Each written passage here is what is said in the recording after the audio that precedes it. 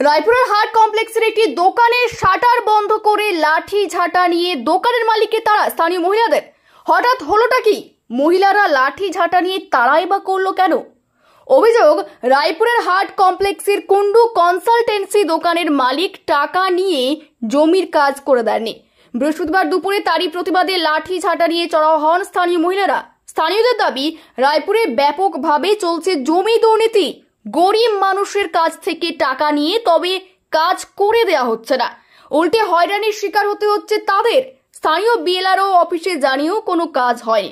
উল্লেখ্য, বেশ কয়েকদিন ধরে রায়পুর ব্লক ভূমি ও ভূমি সংস্কার দপ্তরের সামনে একের পর এক বিক্ষোভ হচ্ছে। কিন্তু কেন? স্থানীয়দের অভিযোগ, এখানে দুর্নীতির আঁতুড়ঘর তৈরি হয়েছে এবং বাসা বেঁধেছে দালাল চক্র। ঘটনার সাথে সরাসরি যুক্ত রয়েছেন দপ্তরের আধিকারিকরা, এমনই অভিযোগ তুলছেন স্থানীয়রা। সম্প্রতি রায়পুরের ধরমপুরের বাসিন্দা পূর্ণচন্দ্র দুলে দেখেন তাদের জমি অন্যের নামে হস্তান্তর হয়েছে।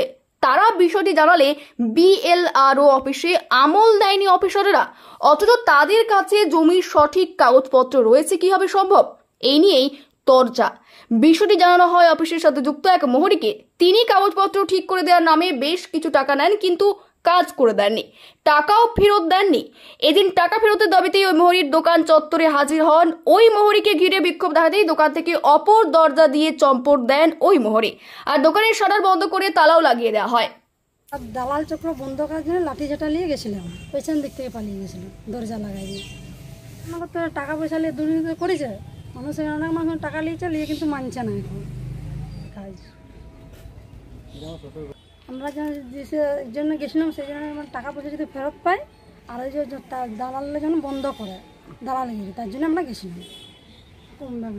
টাকা পয়সা নিয়ে তো বাড়ছে, আরও বেশি বেশি করে তো করছে, ধরো তো সব করে তো বন্ধ করছে না। এরা কাজ করছে নাই ঠিক মতো, কিন্তু টাকা নিচ্ছে, টাকা নিয়েও কাজ করছে নাই। আর গরিব মানুষেরা যে যাচ্ছে বলছে করে দেবো, কিন্তু আবার সেই জমি জায়গার ব্যাপারে গরিব দিককে না দেখে এমনি টাকা খুঁজছে ওরা।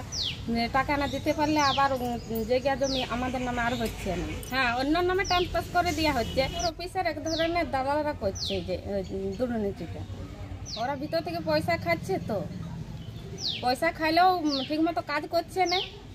ওরা ওদেরকে বলতে গেছিলাম যে আমাদের জায়গাটার ব্যাপারে কাগজটা ঠিকঠাক করে দিন। ওরা কি করলো, আমাদের এখানে টাকা নিল 30,000 দিয়ে, আমাদের কাজ না করে আবার অন্য ব্যক্তির কাজ করে দিচ্ছে, অন্যদের নামে ট্রান্সফার করা হচ্ছে।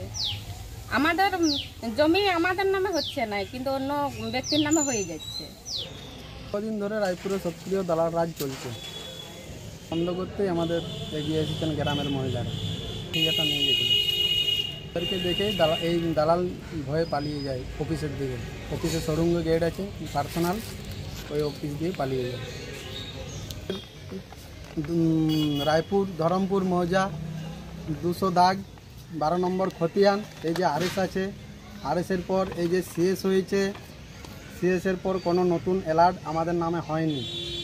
বিএলআর কাছে গেছিলাম অ্যালার্ট দেখার জন্য, বিএলআর আমাদেরকে কোনো অ্যালার্ট দেখানোর কোনো ব্যবস্থা নেয়নি। তার বিনিময়ে কিছু প্রমোটার দালাল চক্র করে বিক্রি করে দিচ্ছে, হয়তো আমাদের সিএস এটা আরএস, এয়ারপোর্ট থেকে কোনো যে আমাদের নাম নতুন এসেছে তার কোনো প্রমাণ নেই। এই জায়গার উপর অন্য নাম আসছে, অন্য ব্যক্তিদের, আমাদের কোনো নাম নেই। আমাদের কাগজ আছে, সিএস আছে, আরএস আছে, দলিল আছে, কিন্তু আমাদের নাম নেই। কোথাও না স্যার, এই প্রথম এখানে জানিয়েছি বিএলআর অফিসে, কিছু দালাল দিককেও জানিয়েছিলাম, কিন্তু তারাও করেনি, বিএলআর অফিসেও কিছু করেনি।